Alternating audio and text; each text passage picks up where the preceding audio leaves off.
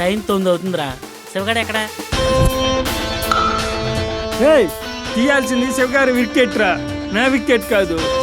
విలు విద్యలో సవ్యసాచి అలానో ఈ ఆటలో శివ అలాగా.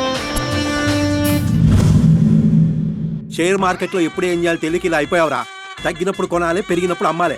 అన్ని తెలిసే కిడ్నీలు పోగొట్టుకున్నా. మా వాళ్ళంతా ఫంక్షన్కి వెళ్ళారు, నేనొక్కదాన్నే ఇంట్లో ఉన్నాను. ఇంత రాత్రి వేళ బయటకు వచ్చావు, ఏంటి నీ ధైర్యం? నువ్వే నా ధైర్యం. ప్రేమను మా దేహములలోనా కలిసిపోయవనువనునా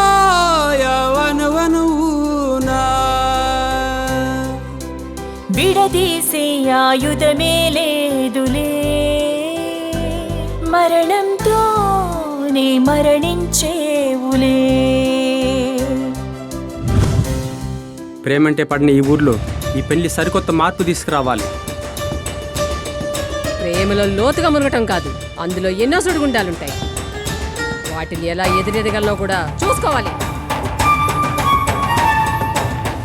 నిజమైన మగాడు ఆడదాని మనసు గెలిచి హీరో అవుతాడు. అనుమానం తప్ప ప్రేమ గెలవని వాడు జీరో అవుతాడు. తను నన్ను ఏడిపిస్తున్నాడు అత్తయ్య.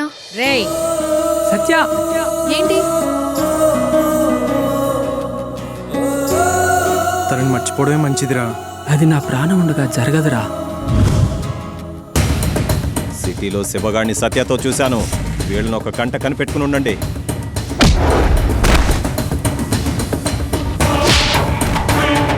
ప్రేమ కోసం మహాసంగ్రామాలే జరిగాయి. ఇదెంత?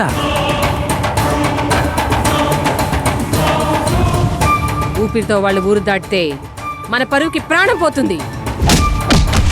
వాళ్ళు ఎక్కడున్న వాళ్ళ ప్రేమకి నేను సపోర్ట్ చేస్తాను.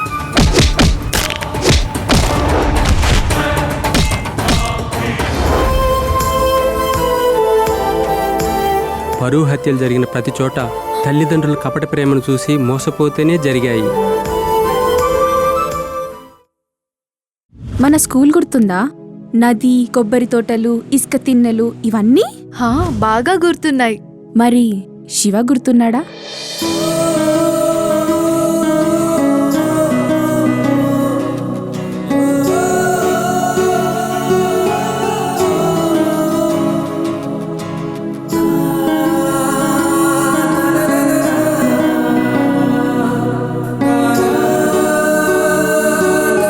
అంతగా ప్రేమించుకున్నాక ఇంతలో ఏం జరిగిందిరా?